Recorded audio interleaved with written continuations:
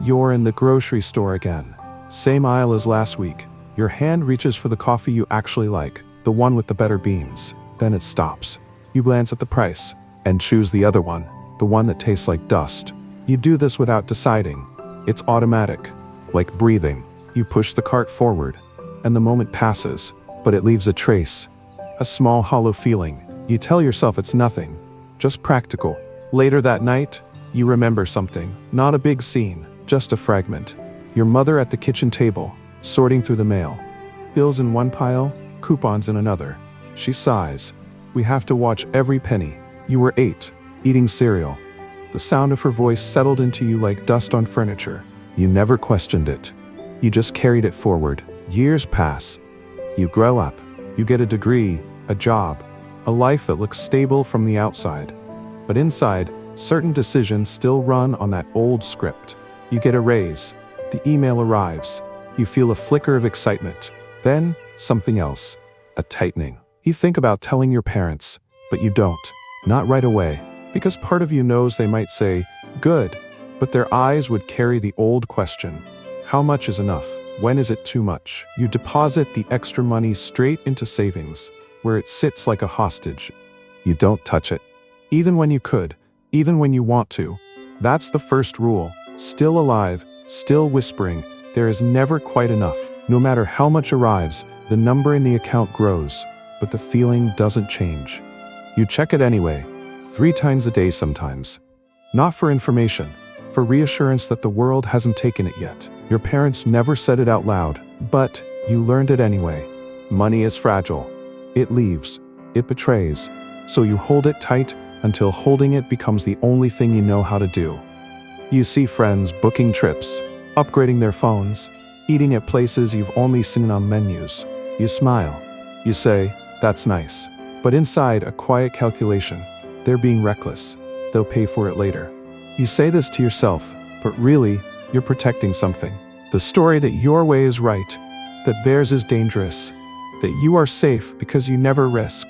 The thought you don't say out loud. Sometimes you wonder if your caution is just fear wearing better clothes. You wonder if the people who spend freely are not irresponsible, but freer. And that wondering feels like disloyalty. To the kitchen table, to the coupons, to the sigh. Another memory surfaces. Your father fixing the car himself in the driveway.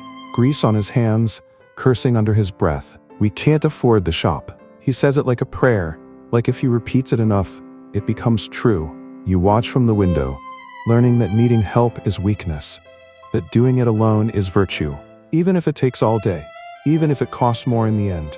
Now you do the same. With your taxes, with your health, with your time. You Google how to fix the leak instead of calling the plumber. You spend 3 hours on something a professional would do in 40 minutes. And you feel proud for a second. Then, exhausted. The rule again. Don't pay for what you can do yourself, even if doing it yourself takes the life out of you. You sit on the floor after the repair, sweat cooling on your skin, and the thought arrives quietly. I'm not saving money. I'm paying with my hours, my energy, my peace, and I'm calling it responsible. No one taught you the difference between frugal and punishing. The word punishing feels too strong, but it fits in the body when you deny yourself the small upgrades, the dentist appointment you keep postponing, the massage you think is indulgent, the new mattress, because the old one is still fine. Fine. That word, your childhood translator for acceptable suffering. Everything was fine.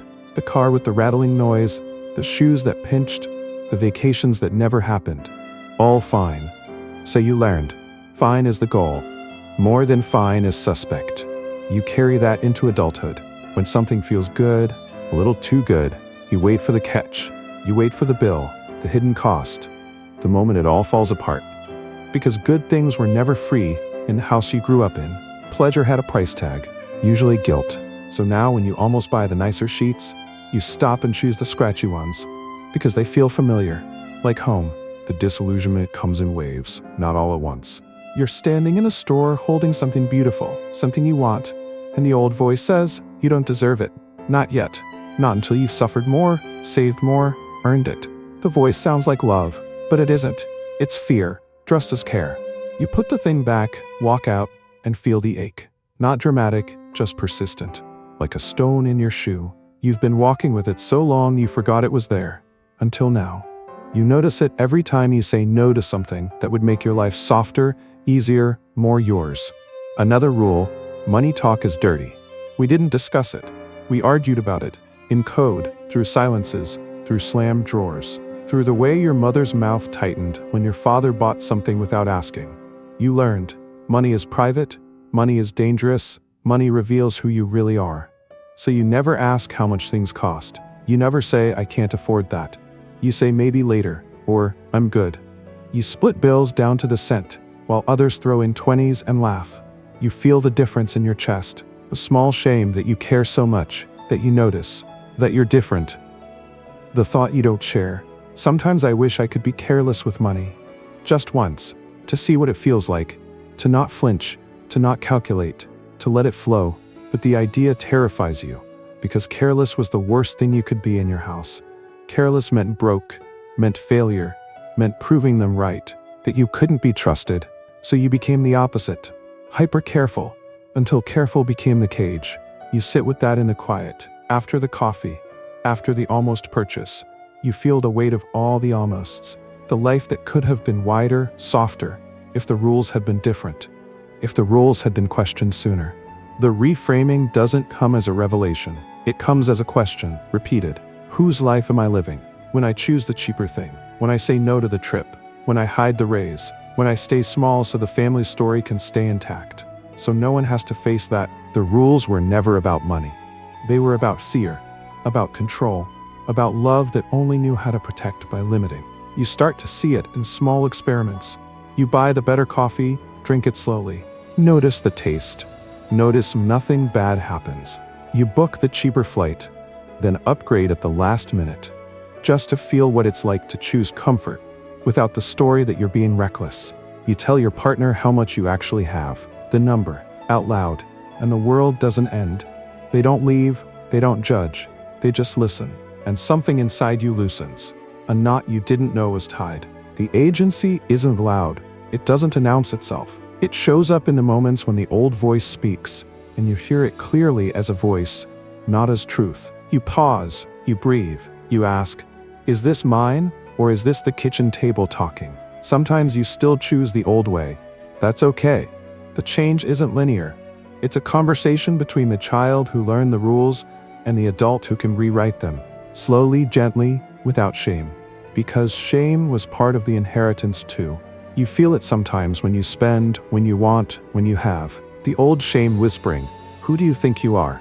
But now you answer back quietly. I'm someone learning that money can be kind, that it doesn't have to be a test, that it can simply be a resource, like time, like breath, available until it isn't. And the point is to use it while you can, not hoard it, not fear it, not let it run your life from a kitchen table. 30 years ago, you remember your mother again. Not the coupons this time, but the way she looked when she thought no one was watching, tired, but also something else, a kind of longing for the life she couldn't quite reach because of the rules she carried too, from her own parents. You see the chain now, the quiet transmission across generations of fear disguised as wisdom, and the disillusionment softens into something like compassion for her, for him, for the child you were who absorbed it all, who thought it was law, not legacy. You close your eyes in the quiet of your own kitchen. No coupons on the table, no arguments in the air, just you and the choice to keep the rules or to begin the slow, deliberate untangling. One purchase at a time, one conversation at a time, one yes where there used to be no, not because you have to, but because you can. And because the life on the other side of the rules is waiting, not perfect, not without fear, but wider and yours. You open your eyes, the coffee is still there, the better one. You take a sip. It tastes different now. Not because the beans changed, but because you did. Just a little, just enough to notice. The rules are still running, but they're no longer driving. You are, in the passenger seat sometimes, but more often now in front. Hands on the wheel, eyes on the road. The old voices still speak from the back seat, but quieter, because you're listening to something else. The sound of your own life unfolding in real time, without waiting for permission, that was never coming from the people who loved you the best way they knew how, with the tools they had, which were limited by their own childhood tables, their own size, their own almosts. You understand now, without forgiving everything, but without caring at all either. The weight lifts, not all at once, but enough to breathe deeper, to want more, to allow more, to live more. In the small moments that used to feel heavy, now feel possible. You finish the coffee, you stand up, you go about your day. But something has shifted irreversibly. The rules are still there, but you see them clearly. And seeing them is the beginning of choosing differently. Not perfectly, not forever. But today, in this moment, you choose the version of you that the child at the table never got to meet, but would have loved quietly, without saying a word, just by watching the way you move through the world now, with a little more space, a little more softness, a little more yes, where the old answer was always no.